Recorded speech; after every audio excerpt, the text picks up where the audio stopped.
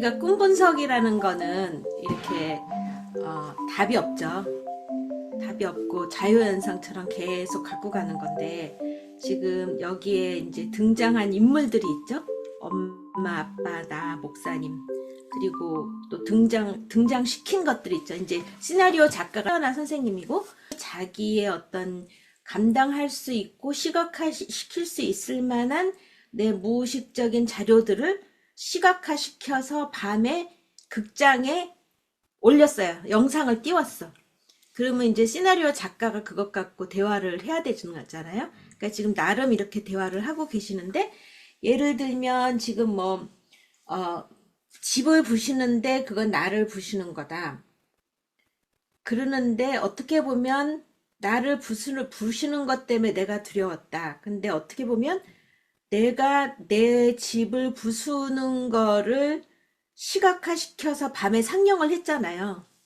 그럼 어쩌면 지금 나는 우리가 이제 부순다는 거, 우리가 construction, 뭔가를 구성한다, deconstruction, 뭔가를 해체한다, reconstruction, 뭔가를 재구성한다, 이렇게 하잖아요. 그러니까 일단 우리는 deconstruction 한다라는 거는 이미 뭔가를 새로이 reconstruction 할 수 있는 하나의 단계란 말이에요. 그러면 나를 내가 집이라고 생각하는 거를 나를 부신다는 얘기는, 나는 뭔가 새로운 나를 태어나고 싶어 라는 소망일 수도 있잖아요.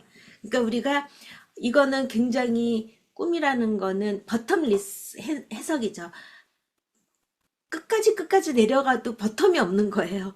그래서 이렇게 이런 두려움일 거야 라고 내가 딱 단정 짓는 거하고, 꿈하고 계속 대화를 하다 보면 또 다른 이야기가 나올 수 있는 거고, 왜냐하면 우리는 무의식이기 때문에 지금 의식적인 상황에서 무의식과 대화한다는 건 쉽지가 않고, 그렇지만 우리가 꾸준하게 훈련을 하면 언어가 늘듯이 무의식의 언어에 대해서 좀 익숙해지면 또 다른 깊이 있는 해석도 가능해진다 라는 거죠. 그러니까 이제 일단은 이게 말하자면 어떻게 보면 우리가 지금 케이스먼트랑 같이 공부하고 있는 실험적 동일시라고도 할 수 있는데, 내가 등장시킨 인물들한테 내가 부여한 역할들이 뭐지?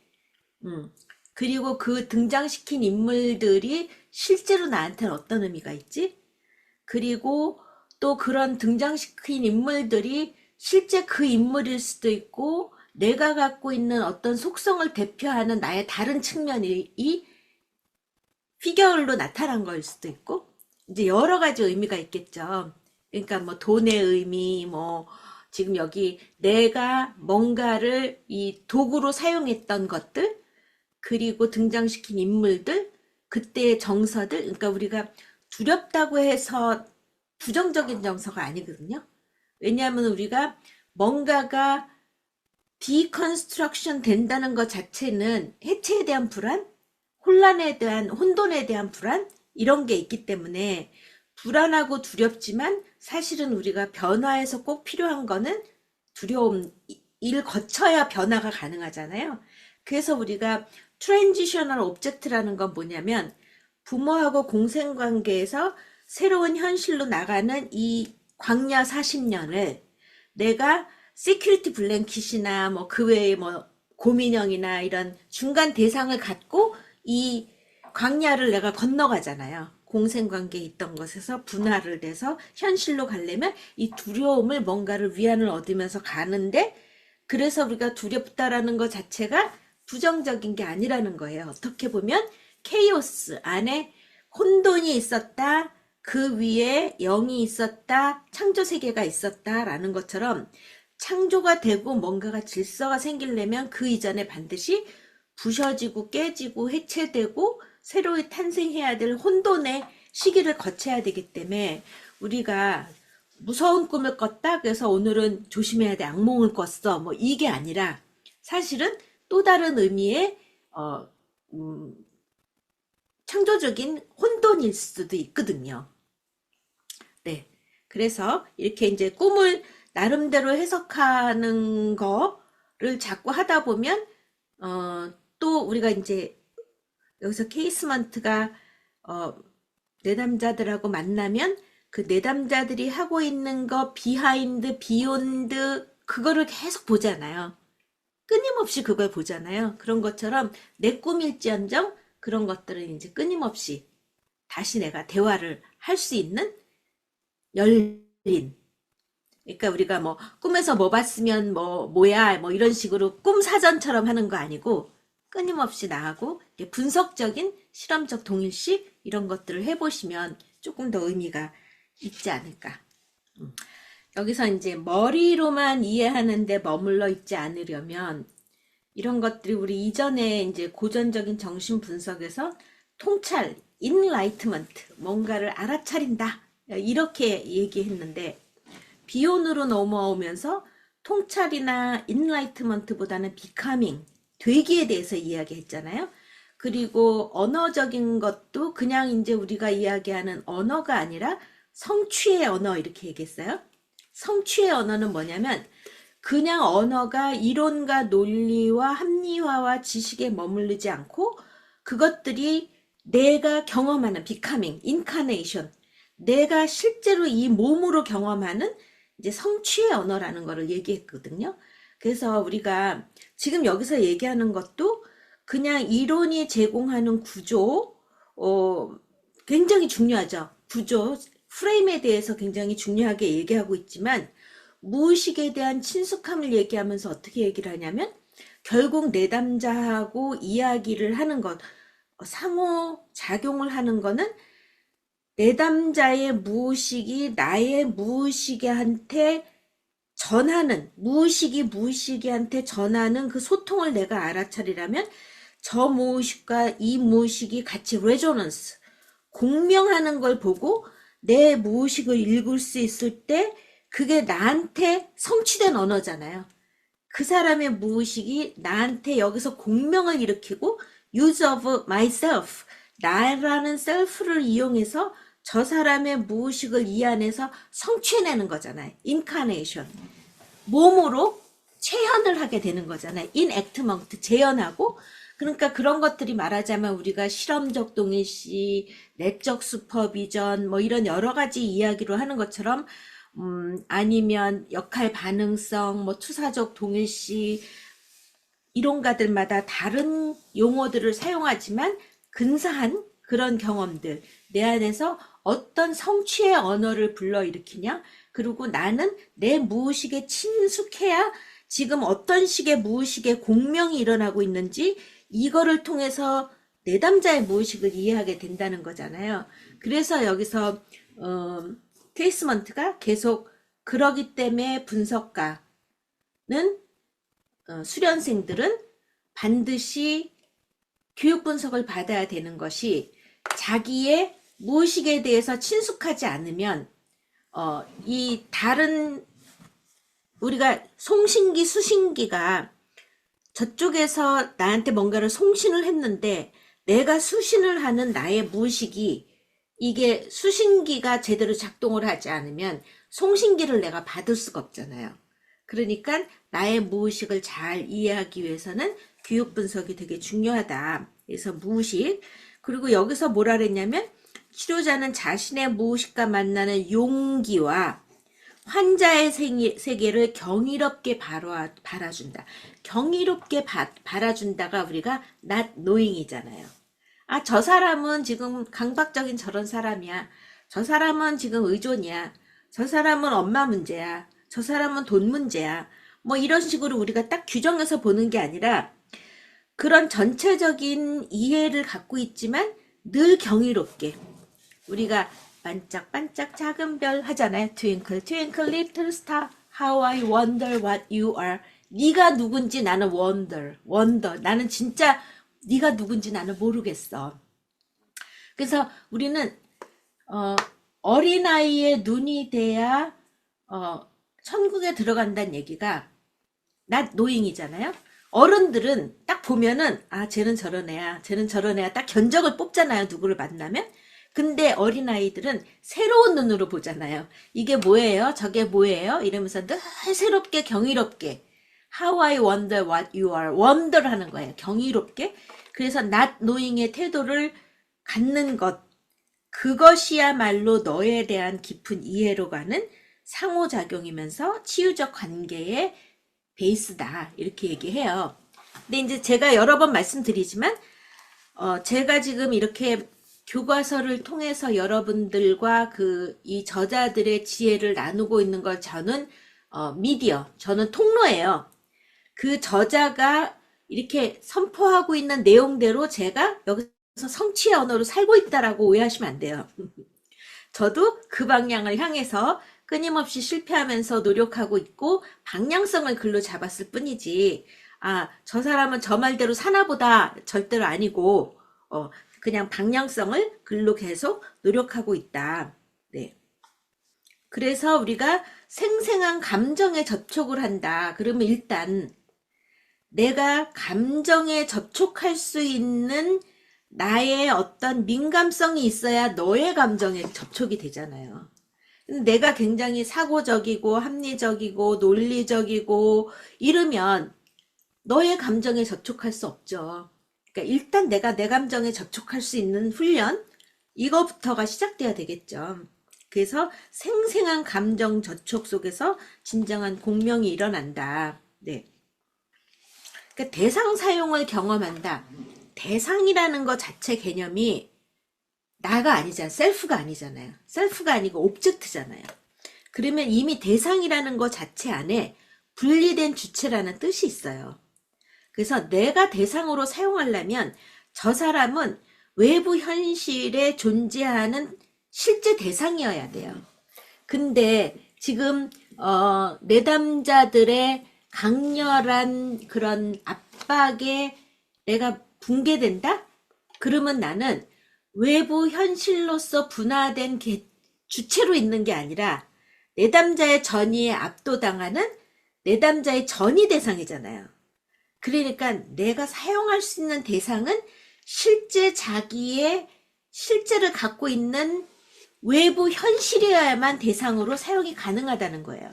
그래서 이 부분에 9장, 10장에서 계속 얘기하는 게 내가 K의 그런 어떤 조종, 압력, 강요, 뭐 이런 것, 그런 조종, 강요, 압력이 뭐예요? 나한테 솔루션을 달라. 나한테 계속 조언해라, 제언해라.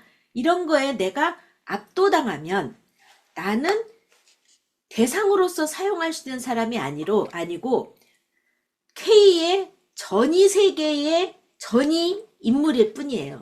그럼 대상으로 사용이 안 돼요. 그래서 여기서 이제 R이라는 치료자와 Z라는 치료자들이 나오잖아요. 이런 R이라는 치료자와 Z라는 치료자는 내담자의 조정과 강요와 요구와 욕구에 먹혔잖아요. 그러니까 신체적인 접촉을 원하니 신체적인 접촉을 하고, 뭐를 이렇게 체중을 줄이고 싶어 하니 맨날 체중을 재면서 체중을 재는 방법을 같이 묘사하고, 뭐 이런 여러 가지 내담자가 굉장히 요구가 많은데 그 요구를 다 채워주는 대상들이었어요. 그러니까 전위적으로 굴복당한 외부에 꿋꿋이 살아남은 대상이 아니었기 때문에 사용이 불가한 대상이야. 그리고 그 대상들한테 순응하고 맞추고 사느라고 실제 자기 목소리를 찾으러 갔는데, 실제 자기 목소리를 찾는 게 아니라 침범적이고 조종적이고 통제적인 어머니가 해왔던 대로 그 Z나 R한테 계속 뭔가 솔루션을 요구하고 그대로 살고 있어. 그러면 뭐예요? 나는 너한테 부여한, 너는 나를 침범해. 나한테 항상 뭔가를 조언을 해. 이렇게 솔루션을 줘. 통제를 해. 조정을 해. 그런 역할을 딱 부여하고 거기에 순응하고 살고 있어요. 그러니까 침범적이고 이렇게 인걸핑, 먹어버리는 엄마 밑에서 살면서 엄마한테 순응을 했는데 다시 그런 R과 Z라는 치료자한테 그 역할을 부여해요. 이래라 저래라 아주 구체적인 솔루션을 제공하는 솔루션을 받으면서 나는 없사오니 시키는 대로 하겠사옵니다. 순응하는 역할 부여를 그 사람들한테 시키고 나는 그 역할을 또 하고 있어요. 그러면서 만족하는 게 아니야. 겉으로는 순응하면서 잘 지내는 것 같은데 속으로는 내가 대상을 마음 놓고 사용할 수 있는 안전한 틀이라는 거를 못 느껴요. 그러니까 엄마에 대한 분노나 뭐 이런 것들이 이 사람들이 나한테 순응을 시키는 역할을 부여받아서 아바타처럼 그 짓을 하고 있는 한 화를 안 내. 그래서 진짜 내 목소리를 찾으려고 상담을 가서는 내 목소리를 찾는 게 아니라 또 다른 엄마를 만들어 놓고 솔루션을 주고 그거 쪼로록 수행하는 순응하는 나를 계속 살고 있어. 이게 뭐예요? 우리가 전이신경증이라 그랬잖아요. 내가 순응하면서 내 목소리를 못 내는 이런 신경증적인 나를 치료하고 싶은데 그거를 치료하러 가서 그거를 계속 반복만 하더라. 이게 전이신경증이라 그랬잖아요. 그러니까 우리가 대상 사용을 경험할 수 있다라는 거는 내 손에 안 놀아놔야 돼. 나의 전이적인 대상이 돼갖고 내가 부여한 역할에 놀아나면 안 돼. 그 얘기를 지금 이 케이스먼트가 이 K가 처음에 왔을 때 이전 상담자라고 이런 치료들을 받았어요. 이런 얘기를 하는 순간 이 치료자가 치료받으면서 어이쿠 내가 굉장히 조심해야 되겠네. 안 그러면 내가 여기서 너덜너덜해지겠네. 이거를 딱 자기가 워닝, 경고 신호를 잡았어요. 그리고 나는 뭐라고 하냐면 나는 이 바운더리를 잘 지켜야 되겠구나. 개인적인 바운더리와 전문적인 바운더리를 잘 지키고 이게 내가 경계를 굳건하게 지켜줘야 되겠다. 그러니까 리지드하게 아주 강경하게 유연성 없이 무슨 사감처럼 리지드하게 하라는 게 아니라 아주 굳건하게 내가 잘 버텨줘야 되구나. 그래서 firm하다라는 단어가 여기서 여러 번 나와요. firm하게 내가 버텨줘야 된다. 하지만 나는 rigid한 거는 아니다. 꽉 막혀갖고 유동성이 없는 건 아니에요. rigid한 건 아니지만 firm하게 버텨줘야 된다. 그래서 이제 이 K를 의뢰한 정신과 의사가 이분은 K를 의뢰한 정신과 의사가 K 보고 경계를 잘 지켜야 된다. 너가 새로운 치료자와. 그래갖고 이 새로운 치료자와는 중간에 뭐 전화를 한다든가 이전 치료자들하고는 뭐 집에도 가고 뭐 주거니 받거니도 하고 뭐 여러 가지 이렇게 바운더리가 이제 넘어가는 거예요. 그냥 크로싱하는 정도가 아니라 크로싱은 우리가 차선이 있을 때 그냥 차선을 변경하는 정도잖아요. 우리 일로 갔다가 차선을 변경할 수 있잖아요. 이거는 크로싱이라고 그랬죠. 조금 왔다 갔다는 해요. 크로싱을 해요. 근데 뭐예요? 여기 중앙선을 넘어가면 바이올레이션이 범점이 있어요. 여기는 과태료를 물어야 돼. 심각한 벌점을 받아야 돼. 이건 바이올레이션. 근데 우리가 이 심각한 바이올레이션이 어디서 생기냐면 크로싱에서 생기는 거예요. 이 사람이 요렇게 이런 격려를 원하고 칭찬을 원하고 구체적인 솔루션을 원하니까 내가 내담자를 위해서 나는 착한 상담자고 나는 선한 영향력을 베푸는 상담자니까 요구를 들어줘야지. 이게 크로싱이에요. 이게 경계를 넘어가는 거예요. 근데 이게 자주 넘어가다 보면 서로 의존의 대상, 나는 너를 욕구를 충족시켜주는 대상 하다 보면 바이올레이션이 되는 거죠. 그러면 우리가 인터랙션이라는 거는 무의식과 무의식이 상호적으로 오고 가야 되는데 그 외에 다른 것들이 오고 가. 신체적인 접촉이 오고 가거나 돈이 오고 가거나 뭐 물건이 오고 가거나 여기서는 완전히 중앙선을 넘어가는 아주 큰 범칙을 하는 거예요. 범칙을.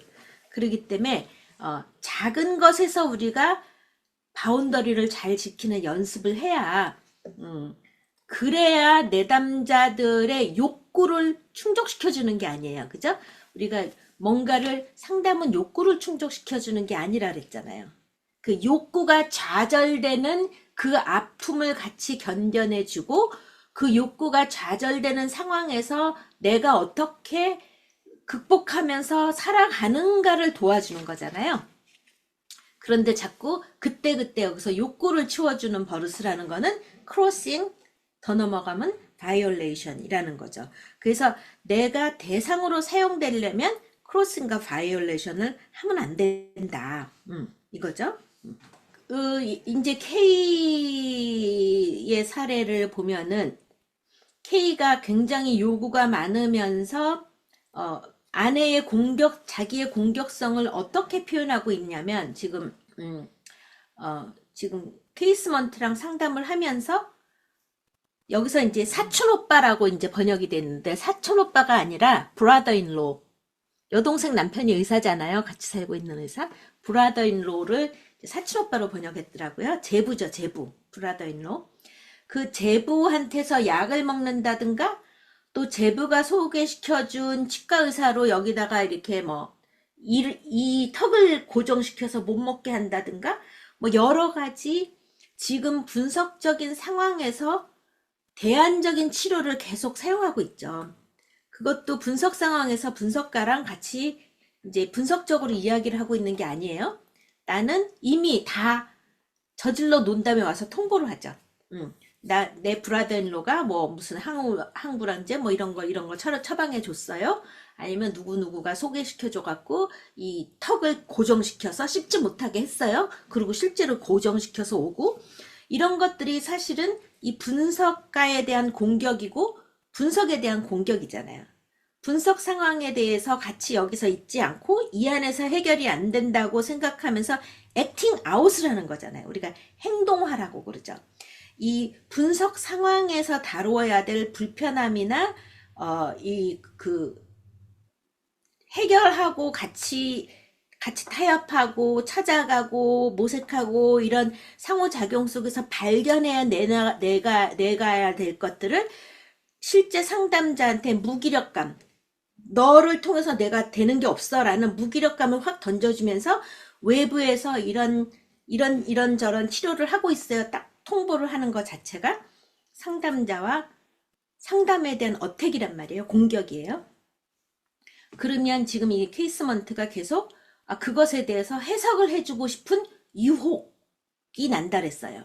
근데 우리는 유혹에 빠지지 말게 하옵시며, 그거를 해석해주고 싶은 유혹이 자꾸 생기는 거야. 그래서 유혹에 빠지지 말게 하옵시며 내가 절제하게 도와주시옵소서. 왜냐하면 그렇게 너가 이렇게 하고 있는 거는 이런 의미야. 지금 상담실 안에서 네가 안겨있음을 못 느끼기 때문에 바깥에서 액팅 아웃을 하는 거야.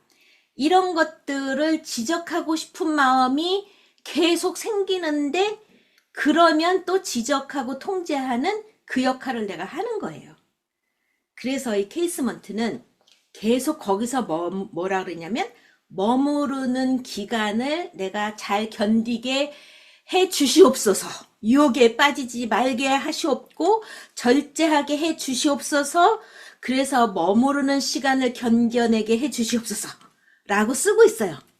물론 이런 기도문으로 쓰진 않았지만 period of hesitation, refrain, 내가 좀 자제하게 하고 유혹에 빠지지 않게 하고 이런 식의 얘기를 다 하고 있는데, 그렇게 해석을 한다는 것 자체가 너가 지금 이런 식으로 여기서 이렇게 느끼면서 나한테 공격을 이렇게 표현하고 네가 밖에서 이렇게 행동화를 하는 것에 대해서 해석하는 것 자체가 뭐라 그랬어요?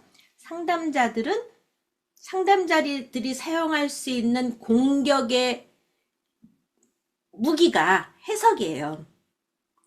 그렇기 때문에 기다려라. 끝까지 기다려라. 이 공격에 살아남아라. 이게 이제 케이스먼트와 K의 계속 얘기가 있는 거죠. 그래서 망설임의 시간을 견뎌내야 된다. 그래야 대상 사용이 가능하다. 그러면서 결과적으로 이 케이스먼트가 끝까지 견뎌주는 그런 치료적인 관계의 공간 안에서 스페이스, 릴레이셔널 스페이스, 그 공간 안에서 드디어 누가 외부적으로 뭐 체중을 이렇게 하세요. 그리고 알 박사의 그 인지행동 치료는 너무 역겹죠. 선생님들 읽어보시면. 내가 초콜릿 바야. 그러면서 맛있게 먹어. 입에다 넣어주고. 그래서 쪽쪽 빨아먹고 있을 때 먹는 것에 대한 기량작용을 하기 위해서 손을 목구멍으로 확 집어넣는 거. 그래서 이게 먹는 것에 대한 혐오감? 인식을 시켜준다고 한 건데 이 내담자는 뭐였어요? 이 손가락을 빠는 게 너무 성애적으로 너무 좋은 거였어요. 그래서 자기가 치료를 받으러 가는 게 성애적인 애착을 갈망하면서 가고 있었더라 라는 거. 그리고 너가 살을 빼는 것에 대해서 뭐를 하기 위해서 브레이저를 어떤 거를 하면 좋은데 그 한 모습을 좀 보자. 상의를 벗어봐라. 뭐 하기도 하고, 그 다음에 스킨십을 좀 스킨십에 대한 혐오감을 줄이기 위해서 누워봐라. 뭐 배를 만지기도 하고, 하여튼 이 제트 박사와 알 박사는 어떻게 보면 K가 무의식적으로 요구하고 있는 대로 다 해줬어요. 다 충족시켜줬어요. 체중을 막 재어주고 빼가는 거를 같이 해주고 뭐 이런 식으로 다 해줬는데 그거를 안 하고 있는 이 케이스먼트 하고 있으면서 이 사람이 어떤 스페이스에 대한 안정감을 느끼는 거예요. 사실은 그것들이 표면적으로는 되게 고맙죠. 눈에 보이는 솔루션을 주는 것 같잖아요. 눈에 보이는 체중을 줄여주고 뭐 구체적으로 해주는 것 같아서 굉장히 좋은데 속으로는 불안한 거죠. 엄마랑 똑같이 침범하는 거잖아요. 막 이거 빨아 먹으라 그랬다가 막 쑤셔 넣었다가 뭐 옷도 뭐 이렇게 입으라 그러고 뭐 이런 여러 가지 침범적인 조종하는 이런 경험을 하다가 케이스먼트가 딱 폼하게 치료적인 틀을 유지하고 있으니까 거기서 사이콜로지컬 스페이스를 갖게 되는 거예요. 그 공간 안에서, 그 중립적인 공간 안에서 자기가 자기의 목소리로 자기가 그런 어떤 솔루션을 찾아가는 것들을 같이 발견해 나가는 과정을 가질 수 있는 룸이 생겼어요. 스페이스가 생겼어요. 그래서 이 사람이 결과적으로는 이제 많이 치료가 됐는데 자기를 도와줬던 제부 또 그렇게 치료를 했던 뭐 제트, 알 아니면 같이 있던 엄마 이런 사람들이 있을 때는 치료가 됐는데 자기가 체중 조절을 안 했어. 왜냐하면 얘네들이 내가 체중 조절을 하면 자기들 때문에 건강해지는 줄 알까봐. 그러니까 거기다 실패를 먹이는 거야. 그리고 나중에 얘네들 다 떠나고 이것도 떠나고 이제 자기가 자기의 목소리로 자기가 직접 자기의 어떤 균형을 잡아가는 여러 가지 작업을 하잖아요. 근데 여기서 K가 그렇게 몸이 막 불어나고 이렇게 된 기본적인 뒤에 무의식적인 것들이 뭐냐면 엄마를 실패시키는 거잖아요. 엄마가 너는 예쁘게 잘 커서 결혼을 잘하고 뭐 아주 침범적이고 자기가 조종하고 만드는 이런 내 손아귀에 있는 딸이어야 되잖아요. 그런데 그 엄마 모습대로 내가 성공적으로 잘 크면 나는 엄마에 대한 공격을 못한 루저야. 그러니까 엄마가 원하는 거를 내가 디핏을 시켜버려야 돼. 실패를 시켜버려야 내가 승리하는 거야. 그리고 그 내면에는 뭐가 있냐면 엄마가 바라보는 나는 못나니 뭐 이렇게 사랑스럽지 않고 쓰잘데없는 아이라는 내면의 자기 실패감 이런 것 때문에 계속 자기를 실패시키고 있었고 그리고 이 엄마를 직접적으로 공격을 못하기 때문에 내 내적 대상의 엄마에게 내 안에는 항상 나라는 셀프가 있고 그 다음에 거기에 정서가 있고 그 다음에 나를 만들어낸 주 양육자 오브젝트 표상이 있잖아요.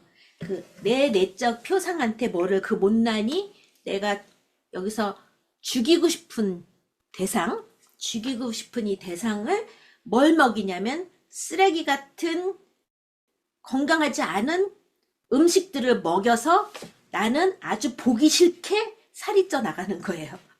그래서 결과적으로 내가 이렇게 치료에 실패하고 내 모습에 실패하는 거는 죽이고 싶은 엄마에 대한 복수였다라는 거죠. 그런데 일단 내가 누구를 죽이고 싶건 거기다 입 맞추고 계속 순응하고 이제 그 입맛에 맞춰주고 이러는 두 가지 사이를 왔다 갔다 하면서 힘들게 살고 있는 게 자기의 삶이었는데 케이스먼트랑 계속 작업을 하면서 이 외부적인 것이 아니라 내적인 것에서 내가 어떤 식의 나를 찾아야 되겠다 하면서 이너 월드에 대한 새로운 눈을 갖게 되면서 자기 내면에 대한 외부 현실, 내가 순응해야 되고 의존해야 되고 조정을 당해야 되는 외부 현실에서 나를 찾아가는 게 아니라 내 안에서 나를 찾아가야 된다는 이 관점이 내면으로 보내고 자기의 목소리를 받게 되면서 자기의 내면에 대한 시각이 바뀌면서 외모에 대한 시각이 바뀌어지더라는 거예요. 그러니까 지금 치료자 Z하고 치료자 R은 계속 외부적인 거에 포커싱을 해서 몸무게 재고 못 먹게 하고 뭐 여러 가지 했는데 그거가 원인이 뭐냐면 내면의 자기에 대한 자기는 어글리하다, 자기는 러버블하지가 않다, 이런 엄마와 자기하고 관계에서 만들어진 내적 표상들 때문에 지금 계속 그렇게 살고 있는데 외적인 것만 자꾸만 해봤자 소용이 없다라는 거예요. 그러니까 이 케이스먼트와 내적인 거를 하니까 이너에 대한 거를 하니까 아우터에 대한 것들이 저절로 바뀌더라. 이게 이제 결과적인 거잖아요. 네.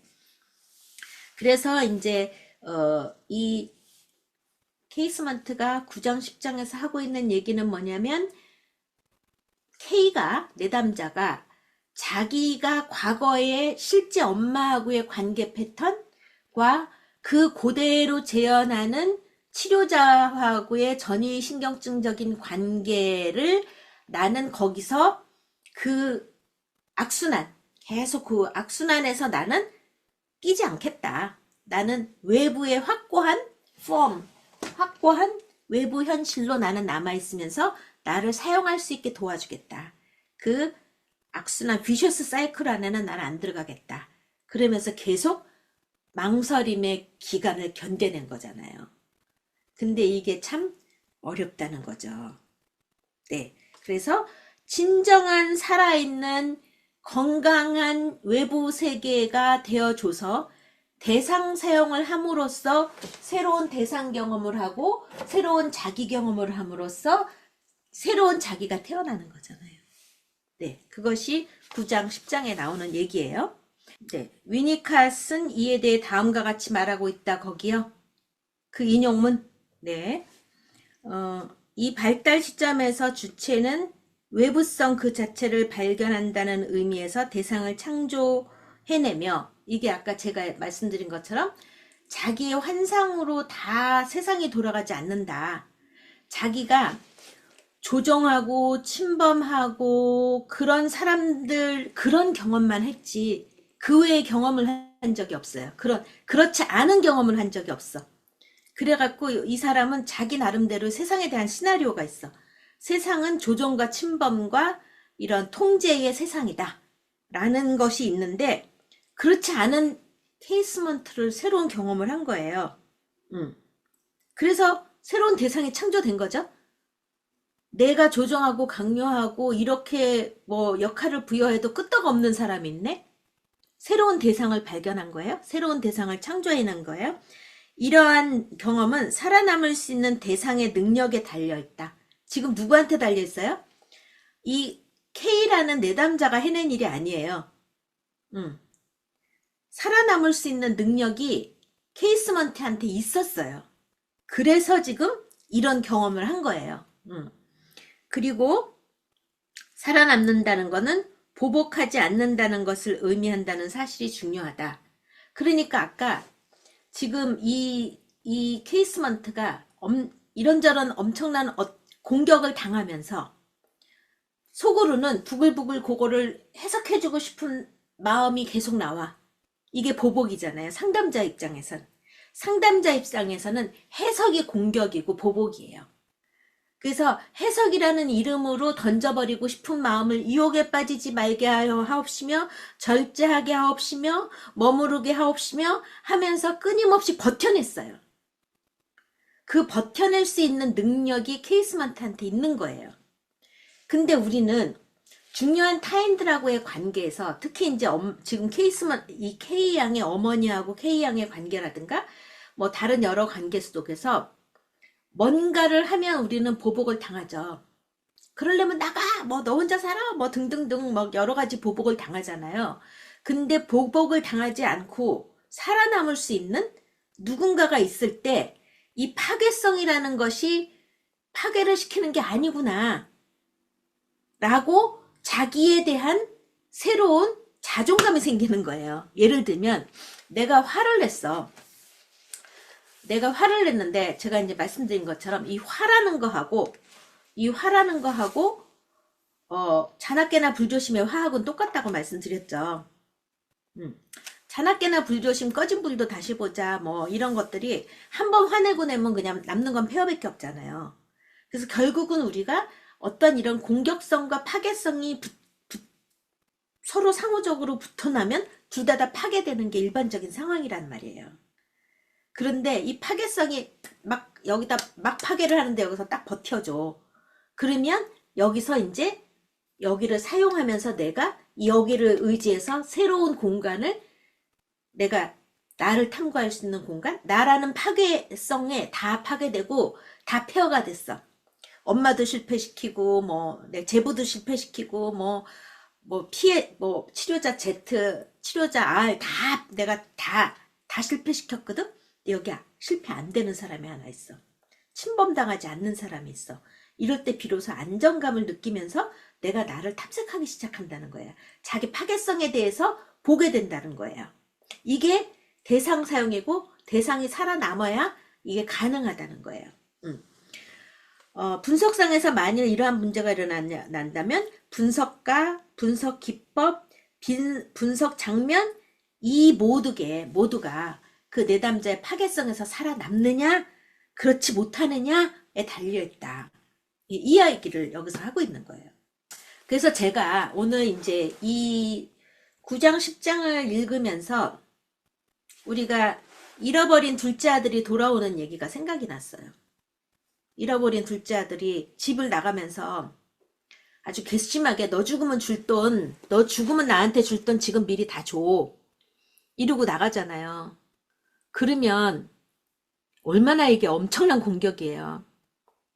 살아있는데 죽은 다음에 줄 돈을 달라고? 너 나가. 이래버릴 거잖아요. 그리고 거기 앉혀놓고 이건 이거고 선은 이거고 좌는 이거고 내가 이렇게 해줄 테니까 뭐를 하고 어떻게 저렇게 설득시키고 교육시키는 것도 아니고 달라니까 줬어. 그리고 나갔어. 근데 나갔는데 나가고 나선 고생하다 돌아왔다 이렇게 한 줄로 끝나잖아요. 그런데 그 세월이 나갔다 돌아온 게 30년인지 20년인지 누가 알아요. 그 얘기를 우리가 한번 거기를 들어가서 실험적 동시를 해보면 아무개 집 A라는 집, 그러니까 부잣집이잖아요 지금. A라는 집 둘째 아들이 집 나갔다더라. 소식이 없다더라. 들리는 소문에는 어디서 거지로 산다더라. 뭐 이러고 있을 때 이 A가 안에서 이 골맛 썩어 문드러지는 이 마음은 어쩔 거예요. 그게 하루예요, 이틀이에요, 몇 년이에요? 다 탕진하고 돌아올 때까지가 머무름의 피어리어드죠. 피어리어드 오브 헤지테이션. 당장 가서 데리고 끌고 와갖고 씻기고 먹이고 아들로 복귀시키든가 뭐를 하든가 우리가 알아보고 찾아와야 되잖아요. 근데 피어리어드 오브 헤지테이션 속이 새카맣게 타면서 이제 견뎌냈죠. 근데 그 수모는 말도 못하겠죠. 아무개집 아무개 집 둘째 아들이 이렇다더라. 그 집이 이렇다더라. 겉만 번들어 하다더라. 뭐 여러 가지. 그런데다가 딱 왔는데 그 첫째 아들은 우리가 누가 봐도 당연한 반응이죠. 아버지가 저기 속이 새카맣게 파트라 들어가고 온 집안이 풍지박산이 난 걸 보고 있는데 저런 후레자식을 잔치를 베풀어줘? 이거 너무 맞는 말이잖아요.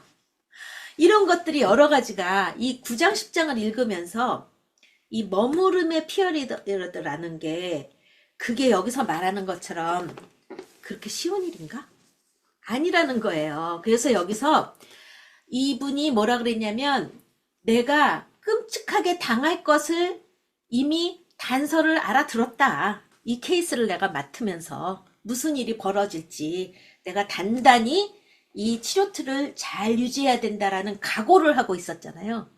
각오를 하고 있고 지금 8개월 동안 뭐 2번도 했다가 4번도 했다가 5번도 했다가 그러면서 얼마나 이 속이 뒤집어지고 엎어지고 하면서 견뎌냈어요. 그러니까 우리가 이렇게 공부를 할 때는 마치 아까 헤드사이트 머리로 이론적으로 알고 보면은 이렇대더라 라는 거잖아요. 근데 우리가 실험적 동일시로 그런 것들을 성취 언어 그 사람이 돼서 느껴본다면 속이 문드러지죠.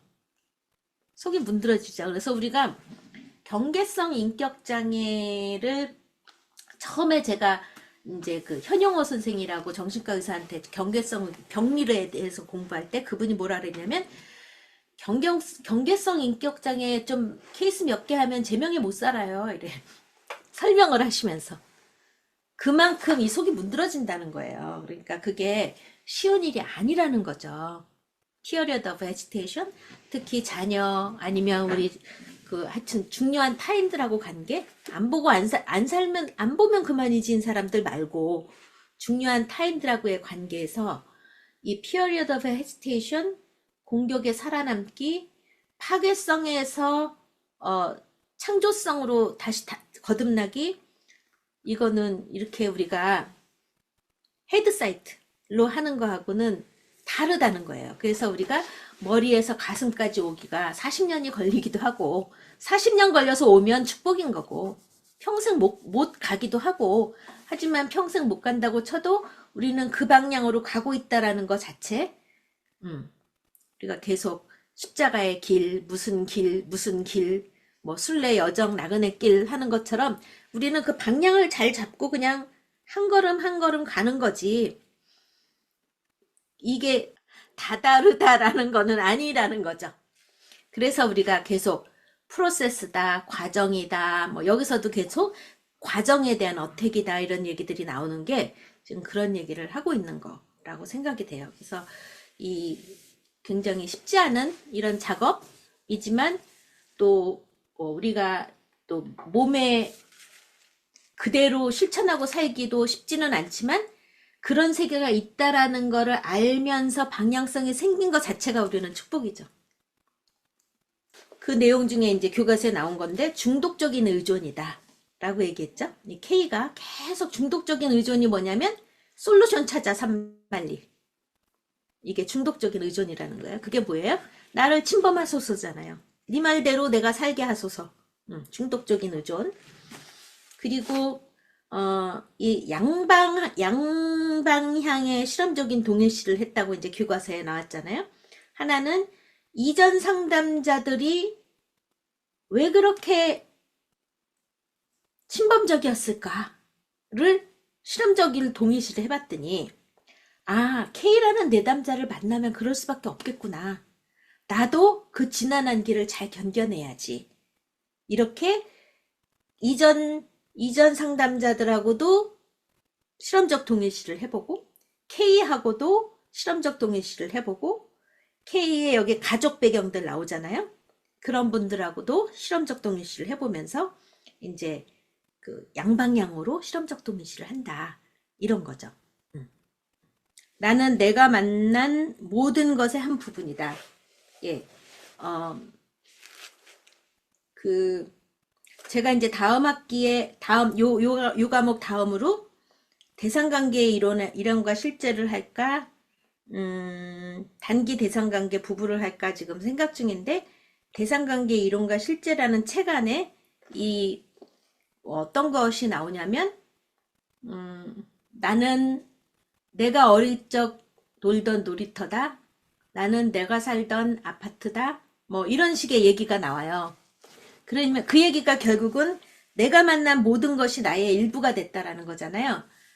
사람들이 너에 대해서 얘기해봐. 그러면 나는 어떤 데서 어떤 걸로 살고, 뭐, 어땠어, 저쨌어 하면서 뭐 이런저런 얘기를 하면은, 뭐 자기의 그 살아온 삶의 내력들을 쭉 얘기하면 그게 자기잖아요. 그래서 내가 만난 누군가가 나예요, 사실은.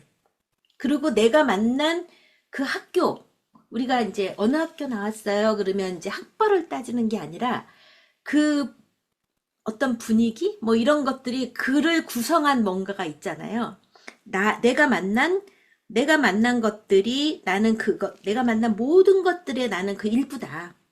그래서 만약에 선생님들이 지금 어떤 사람을 만나느냐에 따라서 내가 바뀌죠.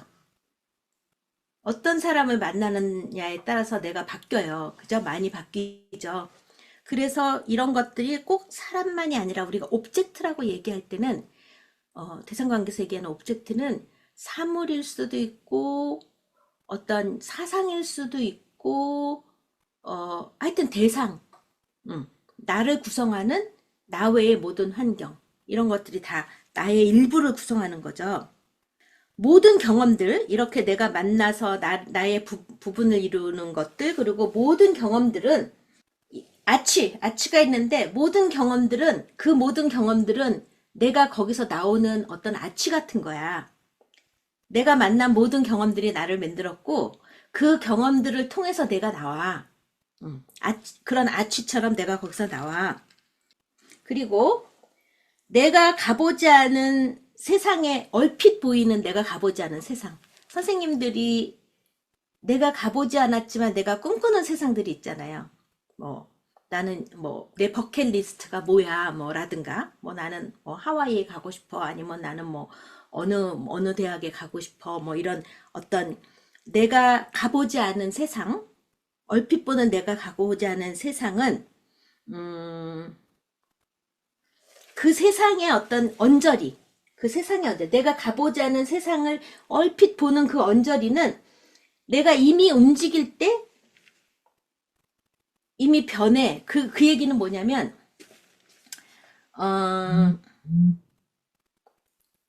여러분들이 해리포터 읽어보신 적 있죠? 해리포터를 보면은 그냥 책이나 뭐 이런 모든 것들이 바로 그 즉시에서 상호작용으로 막 같이 변하잖아요. 그런 것처럼, 굉장히 상호 주체적인 얘기를 하고 있어요. 뭔가 내가 가보지 않은 세계가 그 언저리에 내가 가보진 않았지만 언저리에 내가 가는 순간 이미 그거는 변해. 그러니까 그거 살짝 건드리는 경험조차도 경험이 되는 거예요. 이미 가보지 않은 세상이 아니야 이제는. 이해가 되시나요? 네, 그래서 이거를 한번 영어로 읽어드릴까요? 발음은 엉터리지만. 조금 더 이렇게 직접 하게 I am a part of all that I have met. Yet all experience is an arch weather through. Glimpse that untraveled world whose margin fades forever and forever when I move. 네. 네, 그리고 또 아까 뭐를 물어보셨냐면 283쪽? 우리가 중독이라고 하는 것들이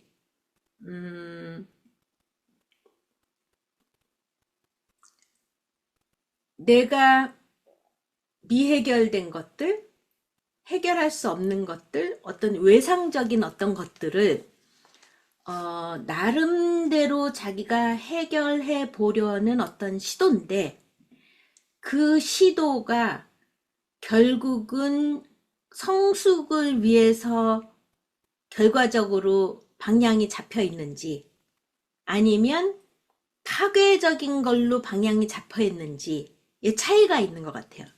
우리는 항상 어떤 부족을 느끼고 그거를 어떻게든 극복해 보려고 복구 시도를 하는데 이 복구 시도 자체가 헛되고 파괴적이고 결과적으로는 성장을 저해하는 것이면 문제가 있겠죠. 그런데 그 복구 시도가 뭐 좀 걸리고 어렵지만 뭔가 성장을 향해서 간다? 그러면 중독적인 건 아니겠죠. 그러니까 여기서도 지금 이 K가 굉장히 중독적으로 의존을 해서 계속 솔루션 찾아 산만리를 했어요. 나를 침범해 주시옵소서 하고 솔루션 찾아 산만리를 했는데 그것들은 결과적으로 계속 자기를 파괴하고 있었잖아요.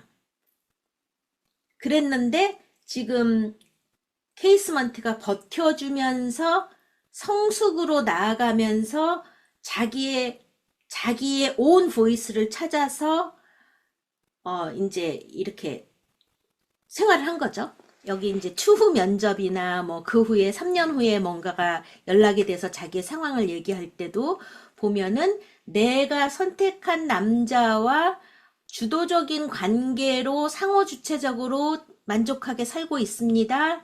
뭐 계속 이런 것들을 이야기를 하잖아요. 그러니까 우리가 중독이냐 아니냐, 우리가 중독이라는 거는 우리 지난번에 애착 외상으로 얘기하면서 세 가지의 어떤 그 시도를 한다 했잖아요. 세 가지 심리와 현실을 동등시한다. 그러니까 과거의 경험에서 계속 현실을 보는 거. 이게 사이킥 이퀴벌런스잖아요. 그러니까 계속 지금 K도 사이킥 이퀴벌런스예요. 침범당하고 조종당하고 시키는 대로 하고 수능적으로 하는 걸로 돈 주고 가서 시키는 대로 하는 역할을 반복하잖아요. 그러니까 사이킥 이퀴벌런스, 심리와 현실을 이퀄, 똑같이 한다. 이거잖아요. 두 번째는 프리텐드. 다 좋아졌어요. 다 났어요. 뭐 이러면서 하는 거. 아무 문제 없어요. 이제 괜찮아요. 뭐 이렇게 하면서 우리 지난번에도 케이스 하나 했잖아요. 좋아졌어요 하면서 직장을 바꿨잖아요. 도움을 받아서 직장을 바꿨는데 그거는 좋아진 척한 거잖아. 그러니까 프리텐드, 좋아졌어요. 괜찮아요. 아무 문제 없어요. 사람들이 다 이제 자기의 어려움에 대한 직면하기가 두려울 경우 괜찮아. 이 정도면 됐어. 잘 살고 있어. 그래서 덮어버리는 거. 괜찮아. 근데 난 괜찮지 않아. 이런 것 때문에 내가 힘들어. 라고 직면하고 그걸 다뤄야 되는데 괜찮아. 그래서 책 제목이 나는 괜찮지 않다가 있잖아요. 그런 것처럼 프리텐드 모드. 세 번째가 뭐예요? 텔리올로지컬 모드예요.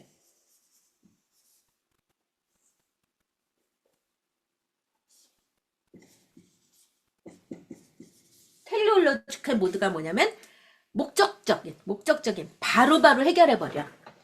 먹는 걸로 해결해, 쇼핑으로 해결해, 아니면 약물 중독으로 해결해, 아니면 뭐 그에 뭐든지 바로 해결해버리는 거. 뭔가가 내가 불편하거나 공격성이 올라오거나 뭐 하여튼 해결되지 않은 뭔가 나의 핵심 뭔가가 올라오면 바로 목적적인 걸로 넣어버려. 그래서 지난번에 우리가 설명할 때 약을 더 주세요, 약을 더 주세요, 이런 것도 바로 약으로 해결해버려. 아니면 바로 나가서 술로 해결해버려. 뭐 이런 것들이 다 목적지향적인 건데, 이런 것들이 말하자면 우리가 애착 외상을 겪었을 때 하는 거고, 주로 나타나는 요거를 볼 때 우리가 중독적인 성향이다. 네. 뭔가로 바로 그 자리에서 마법적으로 해결하는. 근데 이게 마법적으로 해결되면 좋은데 일시적인 완화 때문에 깨어나면 자기 혐오감이 들죠. 또 술 먹었네. 또 약했네. 또 쓸데없는 거 샀네. 뭐 또 뭐 했네. 뭐 등등. 그러니까 이 텔레올로지컬 모드는 우리가 중독을 설명할 때 많이 하는 설명이죠. 그래서 우리가 지금 이제 나름 정도의 차이는 있지만 나름대로 뭔가가 이제 그 부족함들이 있잖아요. 뭐 외상이다까지 뭐 아닐지언정, 외상을 뭐 입으면 안 돼는 아니지만 외상까지는 아닐지언정 또 외상일지언정 하여튼 우리는 부족한 부분이 있는데 그 부족한 그런 것들이 예를 들면 우리는 어떻게 보면 원하지 않는 상황에 우린 던져지잖아요. 그러니까 내가 이쁘게 태어날 수도 있고 못생겨서 태어날 수도 있고 건강하게 태어날 수도 있고 건강하지 않게 태어날 수도 있고 조금 바람직한 부모 밑에 태어날 수도 있고 그렇지 않을 수도 있고 그런데 이거는 왜 나는 이라고 이야기하는 것 자체가 사실은 안 맞는 게 그렇게 우리가 알 수 없는 그런 어떤 섭리, 카르마, 뭐에 의해서 우리는 태어나잖아요. 그러니까 그게 이제 삶의 일부란 말이에요. 왜 나한테 이런 일이 일어나가 아니라 내가 원하지 않는 곳에 원하지 않는 일이 일어날 수 있다라는 것 자체가 없어서는 안 될 일인 거예요. 그냥 있는 일인 거야. 그냥 삶의 일부야, 그거는. 이제 출발은 거기서부터 하잖아요. 그러니까 나는 왜 이렇게 건강하지가 못해? 나는 왜 이런 부모 밑에서 이렇게 살았어? 왜 해필이면 내가 이래야 돼? 이거는 이제 우리의 질문거리가 안 되는 거야, 이거는. 우리의 영역을 벗어나는 거야, 거긴. 거기서부터 우리는 그냥 출발을 해야 돼. 나한테 일어나서는 안 될 일이라는 거는 내 영역이 아닌 거잖아요. 그러면 여하튼 감당하지 못하는 것들이 일어나서 내가 지금 이 자리에, 이 나이에 이렇게 앉아 있어. 그래서 우리가 할 일은 뭐냐면 아까 선생님이 얘기한 것처럼 나의 그런 아주 비극적인 어떤 현실들을 인정하고 내가 받지 못하는 걸 이제 내가 널처링 해줘야 돼.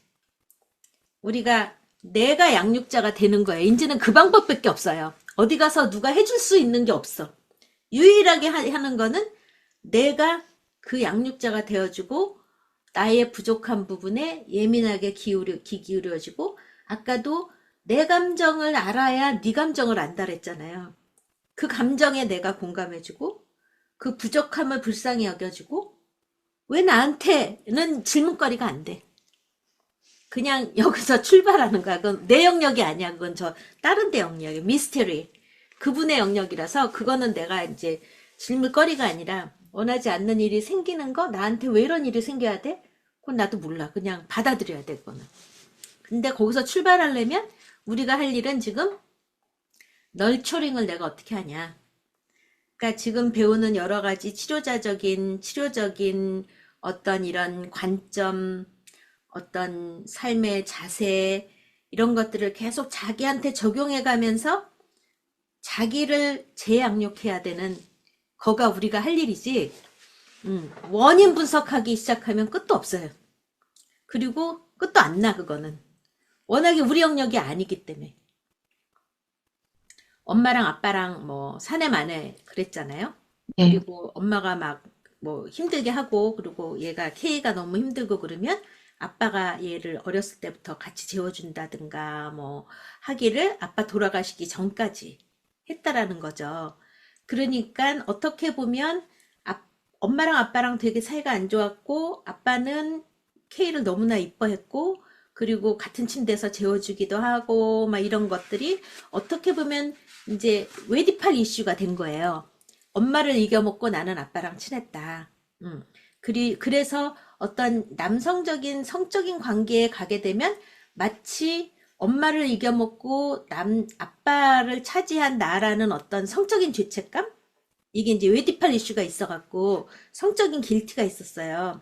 그래서 이분이 그럴 거면 내가 남자를 좋아하지 말고 여자를 좋아할까? 이랬더니 엄마가 양성애적이지 않을까라는 얘기를 여기서 하잖아요. 엄마가 막 자기네 동생하고 자기 막 가슴을 만지기도 하고 이상한 아줌마가랑 데려와서 막 이렇게 막 좀 너무 과도하게 친밀하게 지내고 그래서 그리고 아빠 돌아가시기 전에도 무슨 성적인 관계가 있고 뭐 이런 식으로 엄마의 양성애적인 것이 있기 때문에 아유 나는 여자를 좋아할까? 그러니까 남성에 대한 성적인 애착이 생길 때 성적인 근친상간적인 길티가 생기니까 에이 여자를 좋아해 볼까 그랬더니 또 엄마랑 걸려갖고 그것도 안 된다 이렇게 돼갖고 성적으로 많이 이제 힘들어졌잖아요. 그리고 관계가 이제 성적인 관계가 다 안 됐죠. 남자들하고도 잘 안 되고 뭐 이런 여러 가지가 있었는데 나중에 다 치료돼서 추후에 보고를 할 때 지금 어떤 뭐 남자친구를 주체 대 주체로 잘 만나고 있다. 그런 얘기가 나오잖아요. 예. 그래서 성적인 거가 그런 설명이 여기서 되고 있어요. 이해가 되셨을까요? 요 K양인 경우에는 그렇진 않아요. 예, 아, 요 그렇지 않아요. K양인 경우에는 이제 요 음, 삼각관계, 엄마랑 엄마. 아빠하고의 관계에서 내가 아빠랑 있으면서 느끼는 성적인, 남성적인, 음, 근친상간적인 어떤 그 죄책감을 느끼기도 했고, 그 음, 다음에 엄마가 동생 두 살 터울 동생을 낳으면서 엄마랑 동생이랑 같이 있으면서 이제 그 두 사람의 관계에서 내가 배제되는 어떤 그 음, 삼각관계에서 배제되는 거, 음, 그렇게 하면서 굉장히 동생이 아기를 낳았을 때 음, 엄마가 아기를 뵀을 때 자기가 배제된 기분이 들어갔고 동생을 음, 미워하면서 조카를 안고 음, 있었을 때의 그런 어떤 좀 음, 안도감? 뭐 그렇지. 이런 삼각관계에서 늘 배제되는 거에 대한 역동을 이제 K는 얘기를 했죠. K가 뭐 그래서 음, 내가 아빠를 차지해서 내가 아빠의 엄마기 때문에 여동생을 이뻐해야 돼가 아니라 여동생에 음, 대한 질투, 시기 이런 것들이 엄청 많았죠. 여기 K 경우에는. 그래서 우리가 음, 여기서도 얘기하는 게 뭐냐면 우리가 일반적인 웨이디푸스는 이런 거야 라고 일반적으로 내담자를 이해하는 게 아니에요. 그 내담자의 가족 상황과 그 사람 고유의 경험 속에서 그 사람 이해하는 거지. 아, 이렇기 때문에 이런 거야 하고 미리 어떤 매뉴얼처럼 가는 거는 아니죠. 지금 여기서는 굉장한 시기 질투, 동생과 조카, 임신 뭐 이런 거에 대해서 그런 것들이 많았죠. 너라는 무의식이라는 송신기가 나의 무의식이라는 수신기하고 만나야 네 무의식이 뭔지 내가 읽어진다. 이렇게 얘기하는데 이제 그러니까 우리는 무의식을 읽을 수 있는 나의 무의식에 대해서 송신기, 수신기를 잘 열어서 무의식끼리 소통을 하자. 그러니까 이제 드러나는 걸로 보는 게 아니라, 그러니까 뭐 뚱뚱했어요, 살을 빼야 돼요, 뭐 이런 게 아니라 지금 그 이면에 그 무의식을 읽어내는 거잖아요. 그 무의식을 읽어내는 건데, 그런데 예를 들면 지금 질문하신 선생님하고 K양하고가 만나서 서로 소통하는 무의식에 대한 수신기, 송신기의 메커니즘하고 내가 K양하고 만났을 때의 소통하는 무의식의 송신기, 수신기의 내용이 달라질 수가 있어요. 그죠? 만약에 저쪽에서 커피를 줬는데 내가 소금이야. 소금물이야. 커피가 왔는데 내가 커피를 탄 거하고 내가 설탕물인데 저기서 커피가 왔어. 그러면 달라지죠. 그러니까 어떤 무의식끼리 소통하느냐에 따라서 달라진단 말이에요. 그러기 때문에 분석적 제3이 나타나는 거죠. 저쪽에 무의식이 와서 여기 무의식이 와서 그 무의식을 똑같이 그러니까 K의 무의식을 상담자 치료자가 Z건 R이건 K건 상관없이 K의 무의식을 다루는 게 아니라 K의 무의식은 Z가 다르건 R이 다르건 케이스먼트가 다르건 다 달라져서 와. 받는 무의식이 다르기 때문에. 그죠? 네. 그러기 때문에 우리가 그걸 한 단계 더 나가면 제3의 무의식을 다루는 거잖아요. 음, 그래서 지금 얘기한 건 하나 더 나간 거예요. 음, 분석적 제3자 얘기하는 거는. 그러니까 우리가 지난번에도 이거 제가 잠깐 설명드렸는데 K가 뭐를 던졌어요. 그리고 치료자가 이걸 뭐를 담았어. 그러면 아기가 태어나. 남자와 여자가 만나서 뭐가 태어나잖아요. 제3자가 태어나는 거예요. 그러니까 비혼이 얘기하는 거는 뭔가가 투사됐잖아요. 그럼 컨테인 담아졌잖아요. 투사되는 것, 담기는 것을 남자로 표현하잖아요. B호는. 그리고 담아주는 치료자를 여자로 표현하잖아요. 그래서 담기는 것이 담아줬을 때, 그러니까 민들레 꽃씨가 땅에 나타났어. 꽃씨가 땅에 밭았어. 그러면 민들레 꽃이 피잖아. 그런 것처럼 뭔가가 투사돼서 어딘가에 담기면 제3의 것이 생성되더라. 그죠?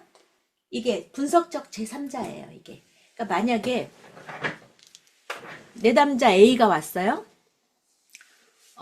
뭐 자녀 문제 때문에 굉장히 골치 아파서 얘기를 해. 그러면 치료자 안에서는 이상한 끌개라는 게 있잖아요. 이게 분석적으로 이상한 끌개가 치료자 안의 자녀 문제를 건드려요.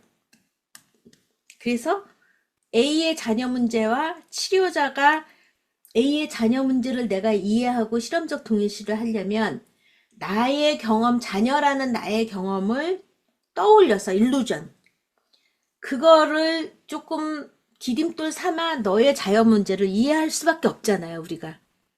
그러기 때문에 A가 갖고 온 문제가 톡톡톡톡 나를 쳐서 내 안에 있는 문제를 끄집어내요. 그래서 그 두 문제가 같이 만들어낸 자녀라는 제3의 문제를 우리가 다루는 거잖아요. 그렇기 때문에 A가 나한테 왔을 때 자녀 문제를 다루는 거하고, 똑같은 A가 상담자들을 많이 경험하는 내담자들이 있잖아요. 그러면 자기는 똑같은 문제로 상담자들을 경험해요. 그런데 그 똑같은 문제가 다뤄지는 거는 상담자마다 다르단 말이에요. 그게 제3의 분석적 대상이 되는 거죠. 너와 내가 만나면 뭔가가 탄생이 되잖아요. 그래서 그거는 이제 요거보다 하나 더 나간 얘기인 거죠. 그러니까 너의 무의식이 나의 무의식과 만나서 너의 무의식이 나의 무의식에 담겨. 근데 일방적으로 담기진 않잖아요. 우리가 지난번에 케이스먼트가 얘기하는 것처럼 불안한 두 주체가 있다, 상담실에. 그러니까 서로 담기고 담고 하잖아요. 서로 담기고 담고 하면서 제3의 것들이. 그러면 9장부터 한번 제가 살펴볼게요. 차례대로 살펴보진 않았지만 또 이야기할 것들은 거의 다 많이 했어요.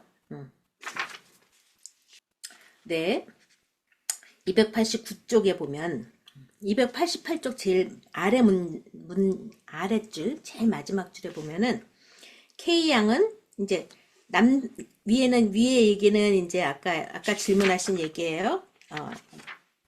성적인 길티가 있다, 뭐 이런 얘기. 그 다음에 K양은 또한 동성애적인 관계에서 좀 더 성공적으로 죄책감을 회피할 수 있지 않을까 했는데, 어머니의 감각적인 유혹이 갖는 근친 상각적인 의무로 인해서 그것도 자유롭지 못해서 양쪽 모두 막혀 있다.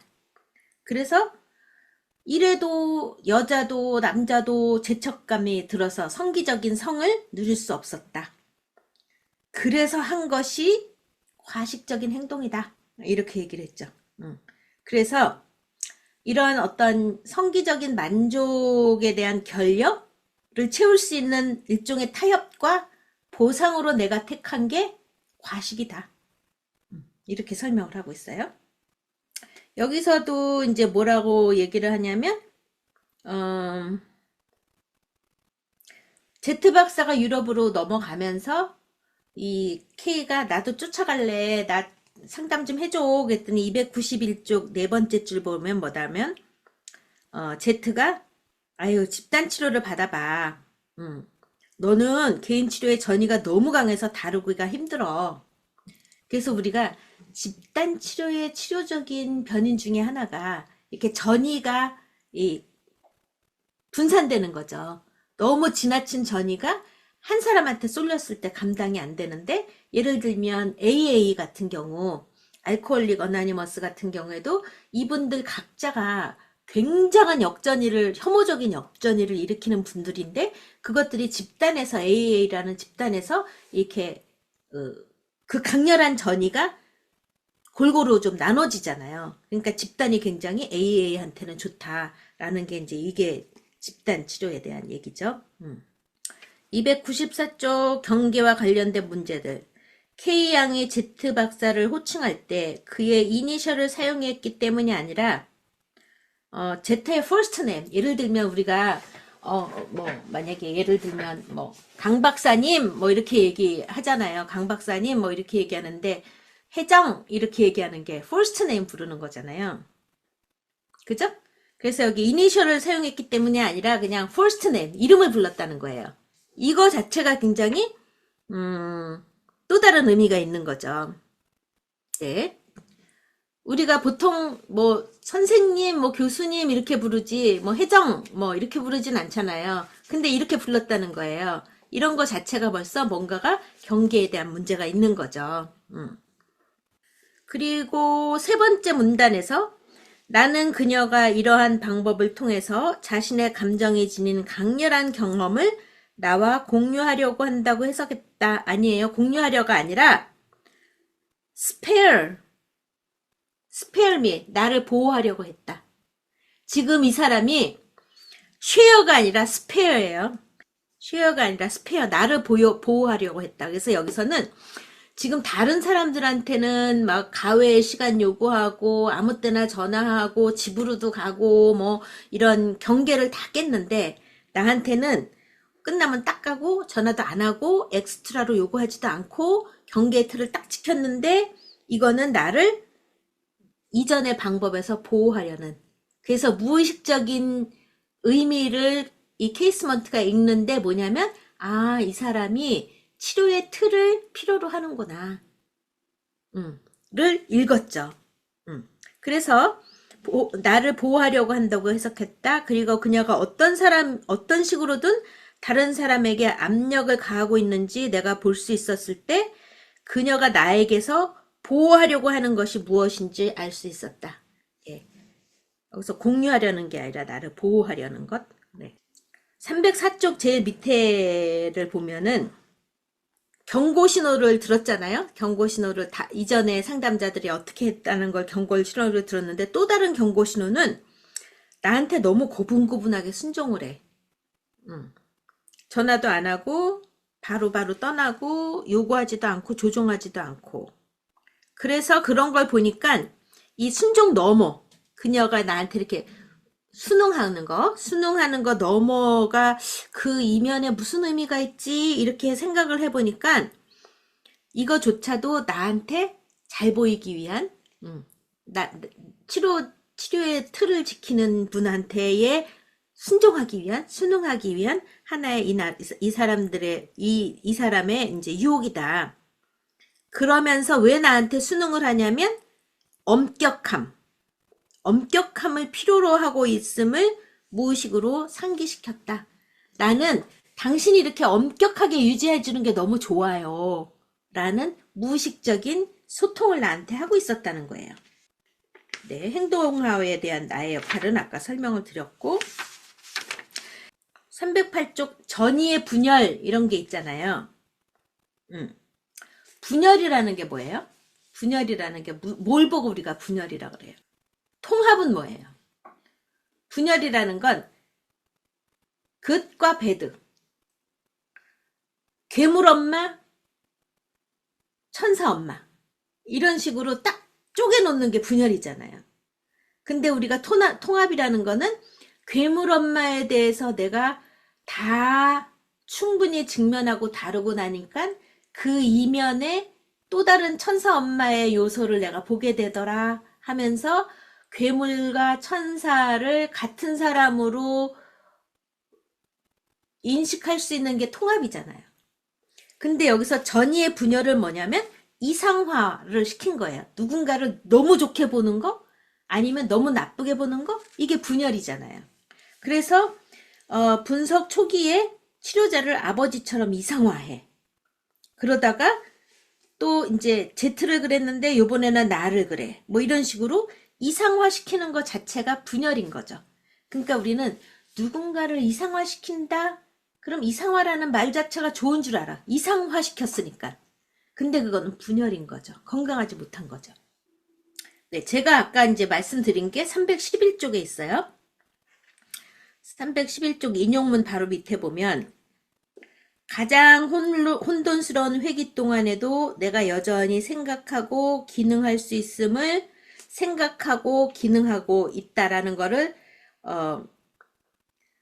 이제 뭔가가 막 혼돈스러워. 상담 관계에서 과정이 뭔가 뭐 진척도 없고 막 외부적인 상담 이야기 하고 뭐 상담자가 무기력감 느끼고 그럼 나는 꼭두각시야 뭐 이런 느낌을 들게 막 어택을 하고 이러고 있을 때 나 여기 있어 나도 전문가야 라는 거를 내가 알려주려고 그러면 나도 생각하고 기능하고 있어 라고 해석해주고 싶은 유혹이 생긴단 말이에요. 나도 꺼다란 보릿자루가 아니야. 너가 지금 이래서 이렇게 돼갖고 지금 이런 상황이고 이렇게 혼돈스럽잖아. 라고 해석해주고 싶은 유혹이 있지만 이를 참는 것을 배워야 했다. 예, 유혹에 넘어가지 않고 참아야 하느니라. 환자의 행동화가 줄어들 때 이게 행동화가 줄어들 때가 한 문장이잖아요. 근데 이 행동화가 줄어들려면 8개월이 걸린 거예요. 지금 빨리 걸린 거잖아요. 그죠? 네, 행동화가 줄어들자 그것도 2번에서 4번에서 5번을 8개월을 만나서 비로소 환자를 통제하려는 욕망을 느끼지 않고 이것을 해석할 수 있었다.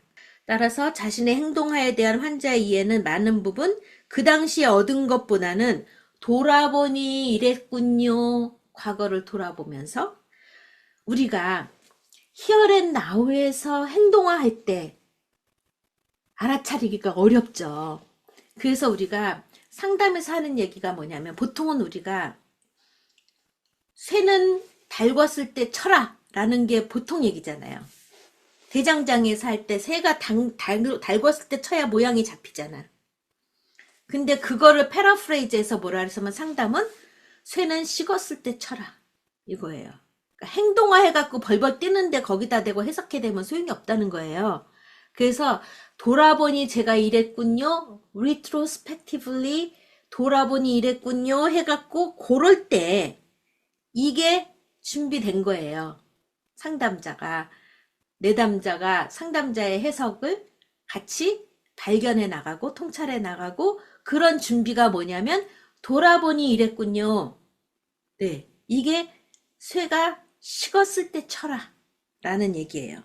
네, 그 밑에 위니칸 얘기죠. 분석가는 해석하고 싶다고 느끼지만 유혹에 넘어가지 말고 해석이 치료 과정을 망칠 수 있다. 환자에게는 해석이 환자의 공격을 피하려는 분석가의 자기 방어로 비춰질 수 있다. 예. 그 시기가 지나기까지 기다렸다가 이게 머무름. 어떤 일이 있었는지 환자와 이야기하는 편이 더 낫다. 돌아보니 그때 그런 거였군요. 네. 나는 있었던 일을 되돌아봄으로써만 이 분석에서 내가 어디에 있는지 왜 그러했는지를 이해할 수 있었다. 이게 뭐예요? 우리가 투사적 동일시 아까 이제 뭔가가 들어와서 나한테 뭔가를 반응을 일으켜서 뭔가가 지금 읽혀졌는데 이런 거는 들어와서 나한테 영향을 미쳐서 내가 읽어야 하는 거잖아. 그러니까 내가 일단 뭔가가 경험을 해야 아는 거라 돌아봐야 아는 거예요. 그러니까 우리는 투사적 동일시에 낚이지 말게 하옵시며가 아니야. 그거는 반드시 낚이게 돼 있어. 그거는 어차피 들이시고 내쉬니까 낚이게 돼 있고 돌아보니 이거구나 라는 거예요. 돌아보니 이거구나. 그래서 추후 만남에서 다 이제 얘기가 됐고 네, 313쪽 두 번째. 그녀는 떠나기 전에 마지막으로 그녀가 자신을 다르게 보기 시작하면서 시작은 뭐예요? 자신을 다르게 보기 시작하면서 그러니까 네 이웃을 네 몸같이 사랑하라는 거가 여기서 나오는 거예요. 내가 나를 어떻게 보느냐에 따라서 세상도 달리 보이고 치료도 되고 그러니까 여기서도 자신을 다르게 보기 시작하면서 체중 문제를 다룰 수 있게 되었다. 체중 문제 아무리 다뤄봐야 자신을 그렇게 자기 비난, 자기 혐오에 있으면 그 문제는 해결이 안 되는 거잖아요. 이전에 그녀의 체중은 못나고 어글리하고 밉다고 unlovable하다고 자기를 표현하기 위해 사용된 것이었다. 자신에 대해 내적으로 inwardly 다르게 느끼면서 그녀는 그러한 느낌의 차이를 겉으로 outwardly 드러나는 모습을 통해서 표현할 수 있었다. 예, 이거예요. 네. 애착 정신화하기 인간 중심 상담, 이게 이제 앨런이 쓴 책이고요. 똑같이 이분이 애착 관점에서 애착 장애로서의 중독, 이 두 개를 썼는데 이 두 책에 다 나오는 내용이에요. 애착으로 보는 중독 이야기. 네, 그리고 10장은 우리가 이론의 재발견이죠. 그러니까 이론의 재발견이라는 게 우리가 지난 시간에도 여러 가지 이론이나 이런 것들을 이론의 노예가 돼서 내담자를 이해하지 말고 이론을 종으로 사용해라. 내담자를 이해하는 종으로 사용해라. 이런 것처럼 우리가 어떤 이론을 갖고 내담자를 그 침대 크기에 맞춰서 발 자르는 것처럼 자르지 말고 내담자를 통해서 이론을 재발견하고. 그래서 우리가 지난번에 어디 이제 어떤 챕터에서 했는지 모르지만 아마 그 11개월에 화상 입었던 그분 얘기인 것 같은데, 무슨 얘기 하다가 바로바로 수능적으로 대답했을 때, 아, 이거는 지금 뭔가가 치료적이지 않은 관계가 지금 되고 있다 하면서 되돌아보기 코멘트하게 막 이러면서 얘기했던 기억이 나거든요. 그러니까 뭔지 그냥 계속 그냥 맞춰주는 거고 있을 때는 과정상에 뭔가가 있는 거죠. 그럴 때 이제 실험적 동일시 내적 슈퍼비전을 하면서 지금 무슨 일이 일어났는지 봐야 된다고 케이스먼트가 얘기했었어요. 지난번에. 317쪽 두 번째 문단. 치료자가 너무나 많은 확신을 사용할 경우 환자가 알매 이르는 지름길처럼 보이는 것을 제공할 것이다. 주지화되고 잘못된 기초의 근거에서 이해가 이루어지며 분석가가 모든 것을 다 아는 것처럼 보인다는 것이다. 쇼컷이 없다는 거예요. 정신분석에는 쇼컷이 없어요. 그냥 계속 이렇게 가야 되는데 이건 이거고 저건 저거고 해석해주고 알려주고 이건 주지화라는 거죠. 그래서 참고 기다리고 그럴 때 치료자가 이해의 빛이 동쳐온다는 느낌과 함께 아직도 알지 못하는 것에 주의하는 것 외에 다른 길은 없다. 네, 숏컷은 없다. 그래서 그 다음 문장에서 보면 뭔가 소통되고 경험되는 것이 함축하고 있는 무의식적인 의미를 인식할 준비가 되어 있을 때 환자의 주의를 돌릴 수 있는데, 이럴 때도 잠재적 공간, 확실한 절대적인 분명한 공간이 아니라 잠재적 공간, 혹시 이렇게 이해해도 될까요? 아마도 이거일까요? 이렇게 여유를 주라는 거야. 잠재적인 공간. 그러면 환자가 이걸까요? 저걸까요? 할 때 치료자가 이제 임시로 이걸까요? 저걸까요? 하고 잠재적인 여유를 줬을 때 그 말을 갖고 놀이할 수 있는 심리적 공간이 생기기도 하고, 아니요, 그건 아니고 이건데요, 아니는데 저건데요 하고 말을 변경하거나 덧붙이거나 기각할 수 있다. 이런 여지를 주라는 거예요. 상담자가 분명하고 클리어컷으로 하지 말고 이거다 저거다 아니고 아마도 이렇게 이해하면 될까요? 혹시 이렇게 말씀하시는 걸까요? 라고 하면 아니요, 그건 아니고요. 이렇게. 그래서 치료자가 환자에게 통찰을 주는 것이 아니라 환자와 함께 치료자가 그것을 발견하는 것이다. 그렇게 함께 발견하면 침범이 될 가능성은 준다. 이거죠. 네, 318쪽 317쪽 제일 아래 문장을 보면 앞서 환자와 했던 작업에 근거하여 확신을 가지고 해석하거나 환자의 분명한 무의식적인 저항을 해석해야 할 때가 있다.